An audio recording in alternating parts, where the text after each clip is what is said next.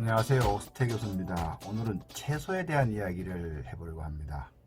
채소는 같은 의미로 이제 야채로 불리우기도 합니다. 순수 우리나라 말로는 채소를 푸성기 또는 남새라고 하는데, 채소와 야채에 대한 약간의 어감이 차이가 나듯이 남새와 푸새에서도 약간의 차이가 있습니다. 특히 이제 들판에 널브러진 것들을 이제 푸성기라고 하기도 하고 또는 푸새라고 하고, 반면에 노동력으로 가꾼 나물들을 우리가 남새라고 합니다. 그러나 그 차이에는 모호함으로 무시하셔도 큰 문제는 없을 듯 합니다. 다만 이제 순수한 우리나라 말인 푸성기와 남새라는 용어가 채소와 또 야채보다 많이 사용되지 않는 것에 대해서 개인적으로는 약간의 아쉬움이 있습니다.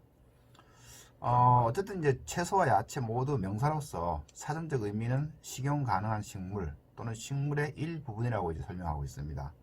영어로는 이제 vegetable이라고 해서 영어 사전에는 vegetable, plant such as cabbages, potatoes, and onions, which you can cook and eat.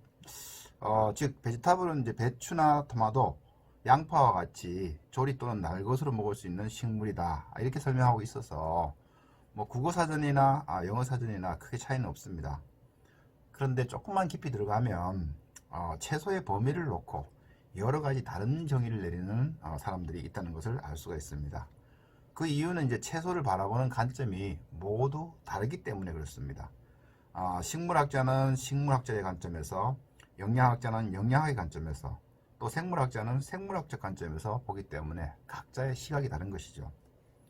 그렇다면 우리는 어떻게 보아야 할까요? 당연히 우리는 조리를 하는 사람들이기 때문에 조리학의 관점에서 봐야 되고 조리적 관점에서 봐야 되겠죠. 그래서 오늘은 저는 이 채소를 조리하는 사람의 입장에서 한번 설명해 보도록 하겠습니다.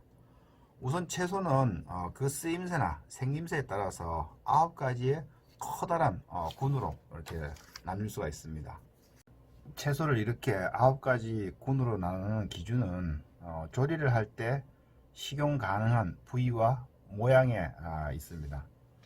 그럼 이 9가지 군을 살펴보면 양파류가 있고, 꽃채소류, 버섯류, 잎채소류, 뿌리와 간뿌리 채소류, 꼬투리 채소류, 줄기 채소류, 그리고 과채류, 마지막으로 최근 들어서 부각되고 있는 싹 채소류 등입니다. 이 9가지 구분들을 모두 설명드리기에는 시간적 한계가 있어서 이번 시간에는 채소를 구분하는데 가장 많은 논란이 되고 있는 과일과 채소의 경계에 대해서 좀 더 알아보는 시간을 갖도록 하겠습니다. 대부분의 사람들이 과일은 나무에 열리는 열매를 의미하고 채소는 식물로서 잎과 줄기로 나누어진다고 이렇게 생각하고 있습니다. 그러나 일부는 맞고 또 일부는 그렇지 않을 수가 있기 때문에 지금까지 다양한 관련 분야에서 학자들이 채소와 과일을 구분한 정의를 많이 살펴보았습니다. 그런데 그 개인적으로 생물학적 관점에서 설명한 정의가 이 조리와 가장 잘 맞고 또 이해하기가 쉬운 것 같아서 오늘 소개를 해보면, 생물학적 관점에서는 순수 과일과 순수 채소의 범위를 두고 이것을 다시 생물학적 과일의 범위를 크게 두게 되면 채소와 생물학적 과일 간에 공집합이 존재하게 됩니다. 이 공집합 안에 들어있는 과일은 생물학적으로는 과일에 속하지만 동시에 채소로 구분이 되는 것이죠. 바로 이러한 채소들이 아보카도나 토마토, 그리고 피망과 같은 것들입니다. 이 토마토가 과일이냐 채소냐에 대한 논쟁의 역사적 사실에 대해서 알고 계신 분도 있고 모르고 계신 분도 있을 것 같아서 이번 시간에 소개를 해보면, 1893년 미국 연방대법원이 토마토를 이제 채소로 판결하게 됩니다.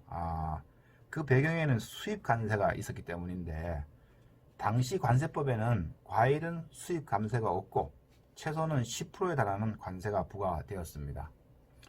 정확한 이유는 알 수 없었지만 이제 아마 당시에 미국 내 채소 생산자를 보호하기 위한 법령인 것으로 추측해 볼 수 있습니다.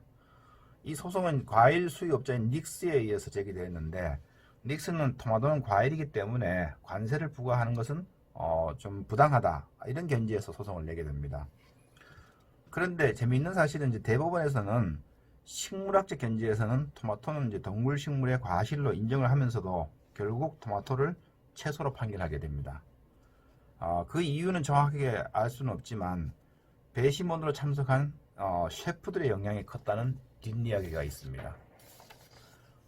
즉 셰프들이 메뉴를 구성할 때 과일은 당도가 높기 때문에 디저트에 많이 사용하는 반면에 채소는 주로 샐러드에 사용하게 된다는 것인데, 토마토의 사용처가 디저트보다는 주로 샐러드나 음식 소스에 많이 사용된다는 것입니다. 식물학적으로 또 원예학적으로 또는 영양학적으로 각각 과일과 채소를 정의하는 기준이 다르기 때문에 어떠한 정의를 따라야 하는지에 대한 혼란은 지금도 이제 진행 중에 있습니다. 그렇다면 우리는 이제 조리를 하는 사람들이기 때문에 조리학적으로 또는 조리에 적용되는 그 기준을 좀 만들어야 되겠죠. 그래서 저는 조리를 하는 사람으로서 또 조리를 연구하는 한 사람으로서 이 많은 논란이 있음에도 불구하고 채소와 과일을 구분하는 정의를 나름대로 내려보았습니다. 그 결과 이제 과일과 채소의 구분은 생물학적 구분을 바탕으로 하되 가용성, 고형물 함량의 당도를 기준으로 구분을 한다. 이렇게 정의를 내렸습니다.